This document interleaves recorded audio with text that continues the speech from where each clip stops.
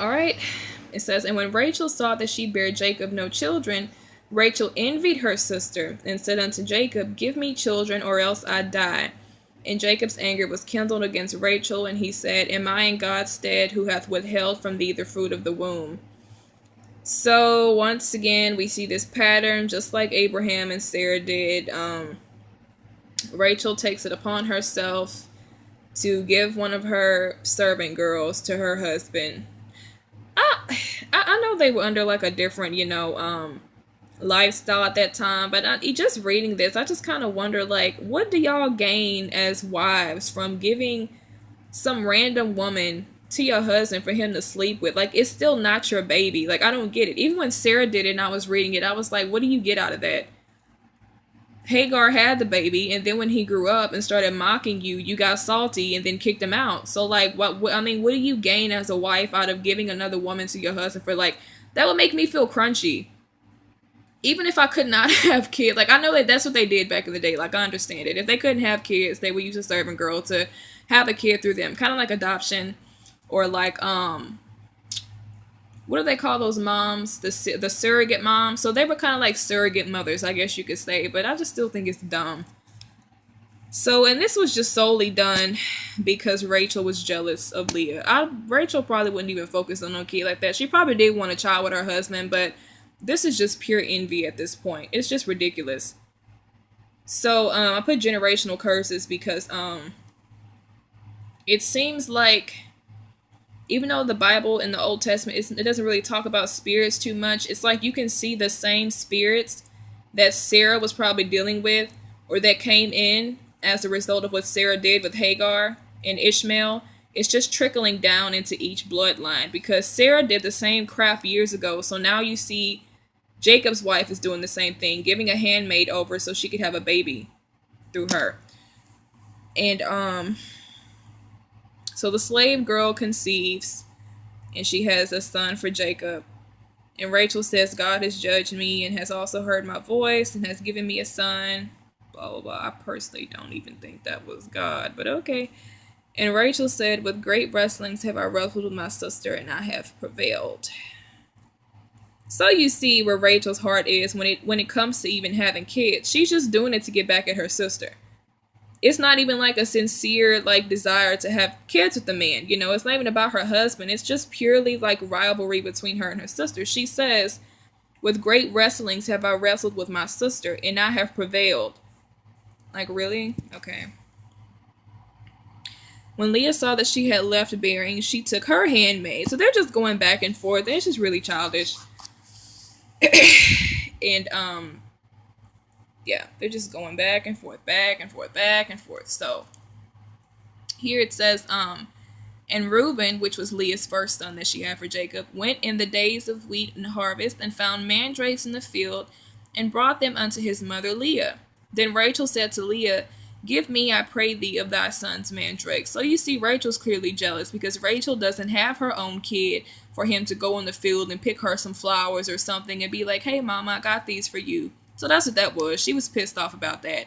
And now she's demanding that Leah give her nephew's mandrakes. Like, girl, what do you think this is? I really would have just looked Rachel in her face. Like, are you serious right now? Like, are you this salty that you want my son's stuff that he gave me? Have your own kid. I'm sorry that is salty. But anyway. So she said unto her, is it a small matter that you have taken my husband? And would you also take away my son's mandrakes? And Rachel said, therefore he shall lie with you tonight for thy son's mandrakes. So, my God, it's incredible how these girls are just like, it's almost like, did you forget about like your marriage? Are y'all just gonna sit up and fight back and forth for the rest of your life? It's ridiculous. So now y'all are like, okay, well, Rachel's salty because she doesn't have her own son for him to go pick, some mandrakes or flowers or something for her. She can't experience having her own child with her husband. So that's what she's bitter over. That really messed her up. And she sees that, it's just kind of twisted, really, because it's like he's in love with Rachel. And Leah was like the first oldest sister. She's like the first wife that really should be tended to if you think about it. But he doesn't love her. He loves Rachel. But Leah's the one having all the babies for him because Leah is being rejected and God is honoring, just her heartbrokenness and stuff. But at the same time, Leah Leah's not getting intimacy or affection from her husband, so she's getting it from her sons. She is getting a chance to experience what it really feels like to be a mother. And having your own children love you enough to go pick some mandrakes for you and bring them back to you, just out of motherly love. Now, on the flip side, Rachel is getting that affection from her husband, and Leah's not getting it. But what Rachel is not experiencing or has a chance to experience is being a real mother. Because mind you, the 2 kids that she had was through her handmaid, so that's not even really her kids. So she sees that her sister, even though her husband doesn't really love her sister like that, she not only wants the experience of being loved as a wife, but she wants to experience being a mother, and she can't feel that. So she sees her nephew do that, and she gets pissed off, and she literally demands that her sister give her the mandrakes.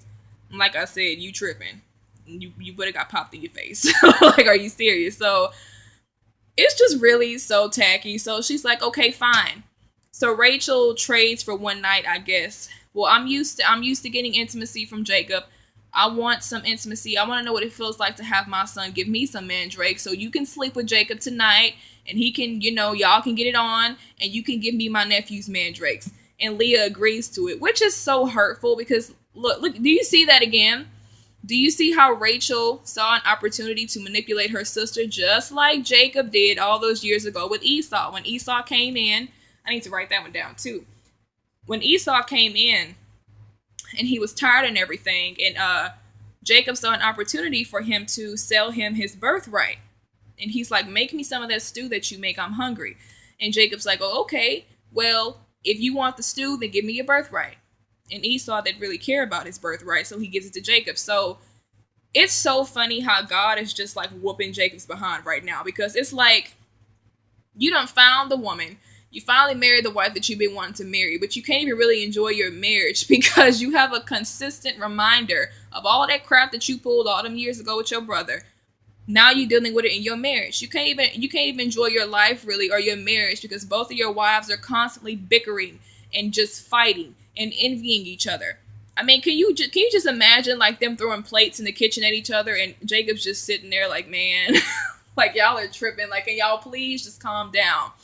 And it's just kind of weighing heavily on his conscience, because I'm sure him seeing his wives argue like that, it reminds him of how him and Esau just used to go back at it and just go back and forth, and just how he was so treacherous to his brother.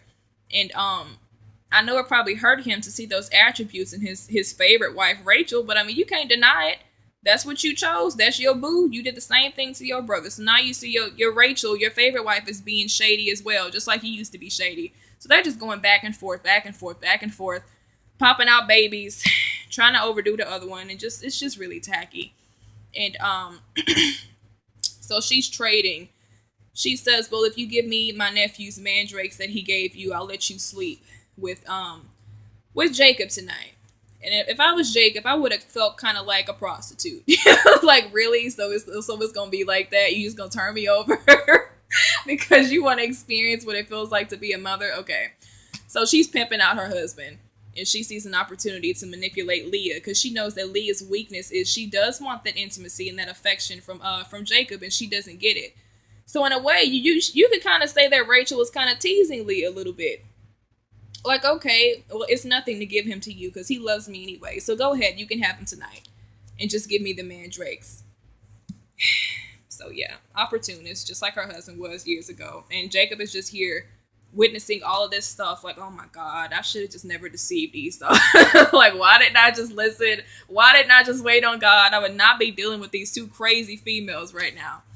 So,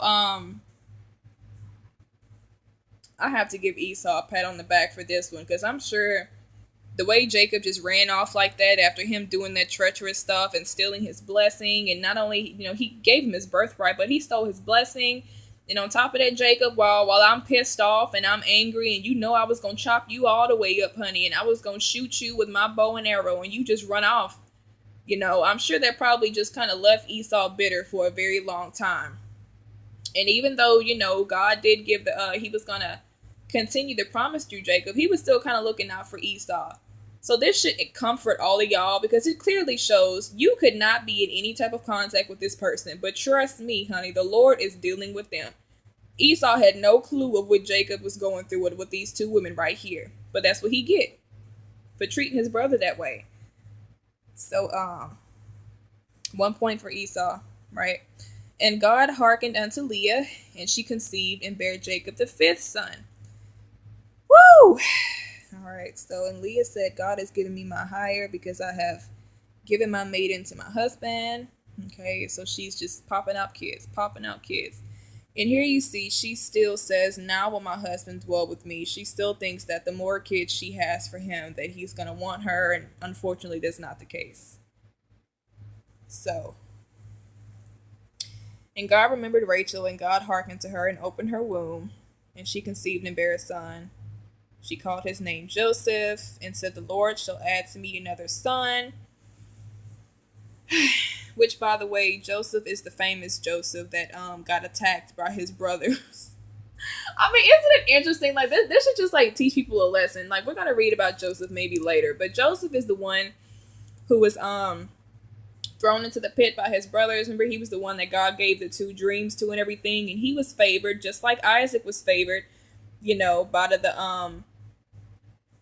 the two sons between Isaac and Ishmael. Joseph was favored. So, I mean, at the same time, it's kind of like you can be favored and you can be chosen by God in a spiritual sense, but I feel bad for the other siblings, because there's like always that one kid. You can just see in like from this whole bloodline from the beginning, it's always that one kid that's like has the favoritism shown towards it. Esau wasn't really favored. Jacob was. Jacob was the favored one. It's always Jacob, and I'm sure that just burned Esau up. Same thing with Ishmael. Isaac was the favored one. Everybody was waiting on Isaac for all them years. When Isaac finally came, I know they just loved them some Isaac. So it went from Isaac to Jacob, and then of course they have Joseph here. And Joseph, out of all the brothers that Joseph had, Joseph was the only one that was really just favored like that. And that's a slap in the face to Leah, because I think out of all the kids, Leah gave, let me see how many kids. Leah had the most kids by Jacob. I think Rachel only had like 2 kids for him. Or 4. I can't find my notepad. But anyway, it's like they just never learn. I mean, you clearly see like God's sovereignty in his hand, like operating in the situation. And his promise and his purpose always comes to pass. It always comes to pass, but it just goes to show how like tacky, imperfect human beings can make a situation. Like, why do you have to show favoritism towards this one kid? If they're chosen by God, let them be chosen. Let God perform what he's going to perform in their life. But I mean, I think it's unfortunate, like the other kids, they have to suffer from like a spirit of rejection or something just because they weren't the chosen ones. It is kind of hurtful. But so she has Joseph, the famous Joseph, who got thrown into a pit by his brothers. Poor innocent Joseph. I'm sure Joseph was really just an innocent kid. And if you read like later chapters, he probably just wanted to be around his big brothers and stuff. But once again, that's just Rachel and Jacob reaping what they sowed with the whole favoritism thing. If you would have never did all of that crap, you wouldn't have to worry about Joseph being thrown into a pit by his brothers and hating him and him suffering all that stuff. You know, you reap what you sow. So Joseph did become somebody great, but I just hate that Joseph had to suffer what he did as well. All that persecution from his brothers. Okay, so my notes that I wrote down. Okay, y'all can't see that. I'm sorry. Anyway, I put proof that God judges righteously and sees that we reap what we sow. Jacob's first wife, Leah, was a constant reminder to him of his brother's grief for being neglected of his rights as the eldest in his brother's absence. Jacob would have to spend the rest of his marriage life with that constant reminder of how he deceived his brother. Leah makes reference to not only stealing Rachel, or Rachel stealing her husband, but wanting her son's mandrakes that were rightfully hers also. And I said that was a reference because it's like literally everything that Jacob was going through with those women. It was like just a repetition of just history repeating itself, because that's the same thing that Esau said to his dad. You remember when Esau finally came in, the real Esau came in, and he found out what Jacob did, and him and his dad were talking about it.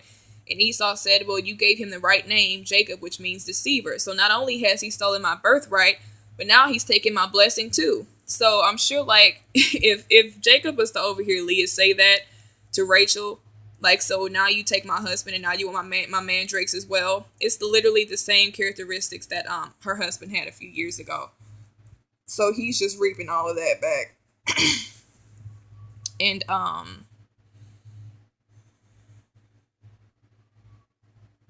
okay. So the strife between the two sisters was his recompense for him striving with his brother. Him running away from the consequences of his deceit did not hide him from the hand of the Lord. As a result, he couldn't even really enjoy his marriage with the one he really loved, and God gave him the most children through the eldest wife he disliked. Because Esau's rights were stripped from him, God saw to it that Leah got all of what belonged to her. So, yeah, in other words, not only did God do that because he was showing favoritism towards Rachel and not Leah, but I think God obviously allowed Leah to have the most kids instead of Rachel, because you got to think, like, Jacob pretty much stole his brother's blessing, and the way he went about doing it, it was just very shady how he did that. So everything that Esau would have gotten is kind of like God is kind of like indirectly telling Jacob through circumstance, you stripped your brother of his rights and his blessings being the eldest son, but I'm going to give the eldest daughter in your marriage, and your marriage is what belongs to her by giving her the most children because you took it away from your brother. So now the wife that you don't really like, I'm going to make sure that she gets what belongs to her. If you're not going to love her, you're not going to show her intimacy and affection, what she really needs as your wife, I'm going to make sure that she gets what belongs to her in the other area, children. And I mean, there's not much that Jacob can do to fight against that, but probably, and I'm sure when he saw Leah having all them kids, he probably thought about that. That's, like I said, I don't want to say karma, but that's what you get, though. For being sneaky and deceptive. It doesn't get you anything but sorrow. So,